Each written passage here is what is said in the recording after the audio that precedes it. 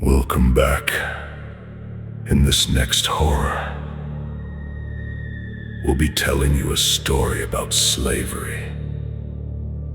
Their black magic demonic practices and curses that has lasted over centuries. Don't forget to like, share, and subscribe. Before these mansions became tourist stops, ghost tours, and whispered legends, they were houses of suffering, places where enslaved men, women, and children were beaten into silence, locked behind walls, hunted by fear, and buried beneath the wealth of the people who owned them. Some say the screams never left. Some say the blood soaked too deep into the wood, the brick, and the soil for peace to ever grow there again. In the darkest corners of these plantations and city mansions, old stories speak of curses whispered under the breath, protective rituals drawn in secret, and desperate prayers turned into something far more dangerous than grief.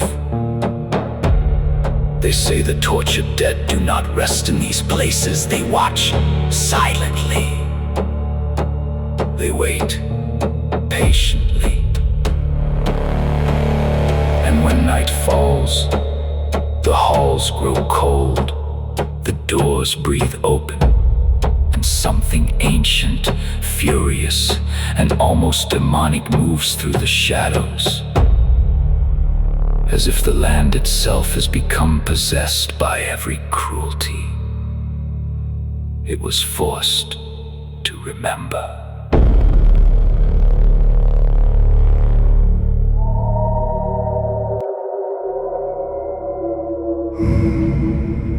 Let's start off with the LaLaurie Mansion,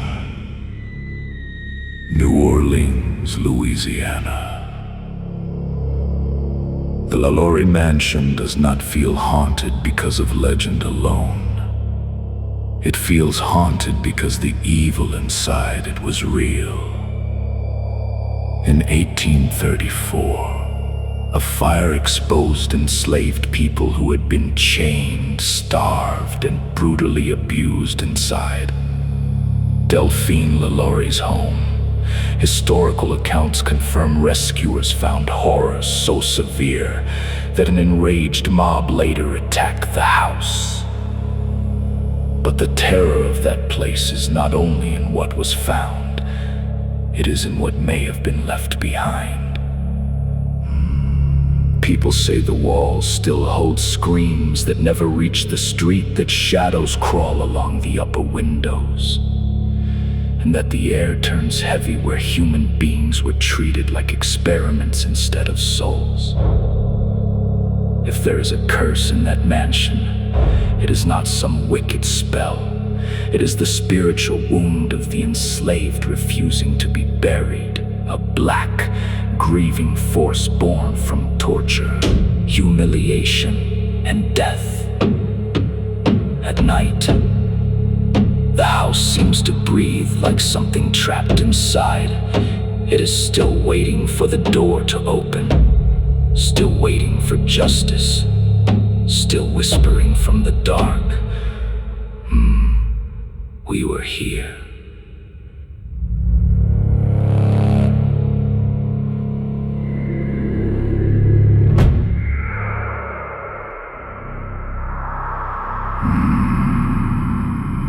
Next,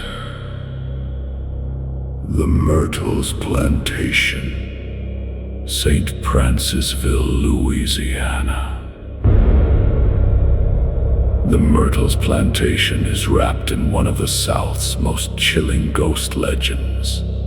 Chloe, an enslaved woman said to have poisoned the master's family and then been killed for it. Though historians note the Chloe story is folklore rather than proven fact, but folklore has a way of becoming terrifying when it grows out of real suffering. Imagine the plantation at night, the fields silent, the house glowing pale through the trees, the quarters cold with the memory of people who lived without freedom, safety, or ownership of their own bodies. The legend says Chloe's spirit still wanders with her head wrapped, her face half hidden, not as a monster, but as a warning. Some say the cursed energy at Myrtles was born from desperation, from prayers whispered into dirt floors, from protective charms, from spiritual work done by people who had nothing left but ancestors' rage and survival. And when guests hear children laughing where no children stand, or see a woman in green vanish between the trees, it feels less like a ghost story and more like the plantation itself, remembering every punishment, every betrayal, and every soul that died unheard.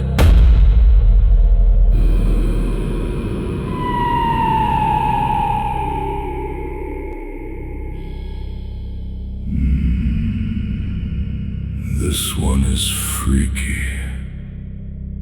The Boone Hall Plantation, Mount Pleasant, South Carolina. Boone Hall is beautiful in the way nightmares sometimes disguise themselves. Moss-draped oaks, long roads, quiet brick cabins, and a landscape that looks peaceful until you remember what built it.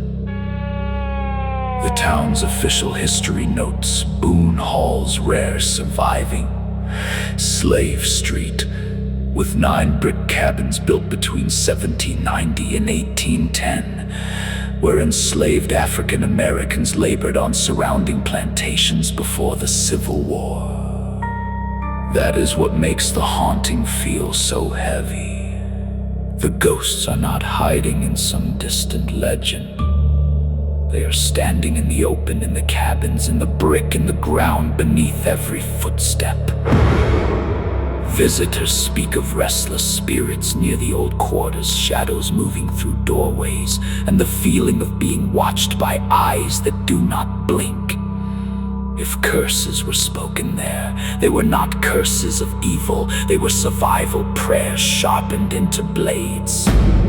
Words carried through bloodlines whispered against masters who punished, broke, and buried people for profit. At Boone Hall, the horror is not that the dead walk. The horror is that the living once walked past those cabins every day and called it normal.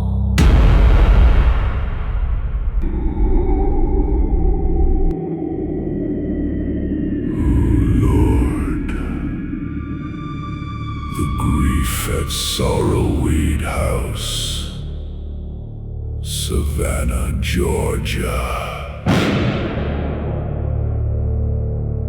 The Sorrel Weed House carries a legend, so dark it feels like the walls should still be damp with grief.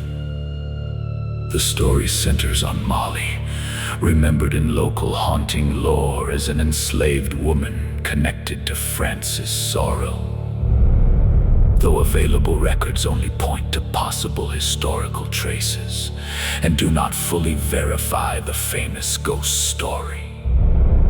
In the legend, Molly is not simply a spirit. She is the sound of power turned predatory, of an enslaved woman trapped in a house where desire, ownership, jealousy, and violence became one locked room.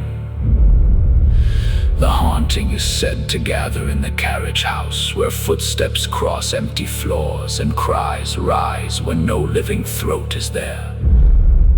People call it cursed, but maybe the curse is the truth refusing to stay quiet. Maybe every board in that house absorbed the terror of women who had no protection, no escape, no right to say no. And when the air drops cold and a figure appears at the edge of sight, it feels as if Molly has never left. Not because she is evil, but because the house still owes her a scream.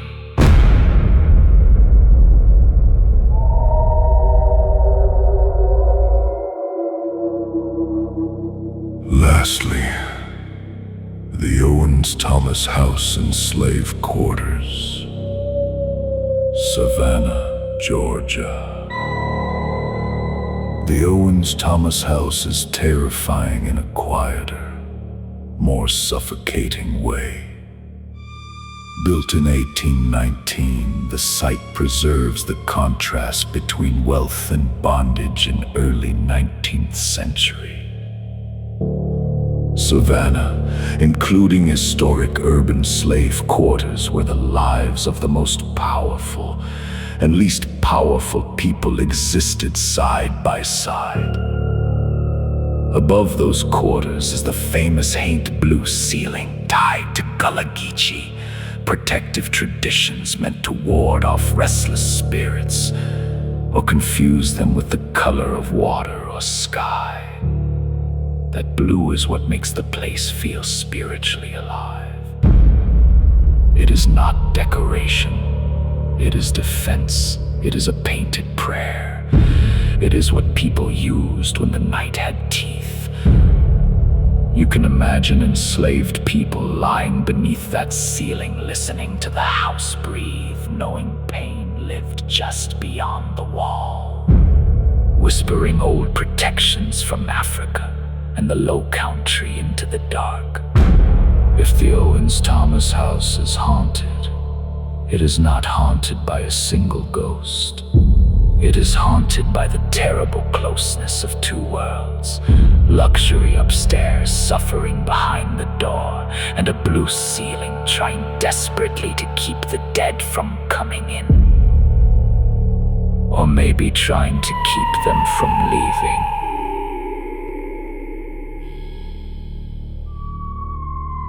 Thank you for your support. And thank you for tuning into the darkest horror stories of your life.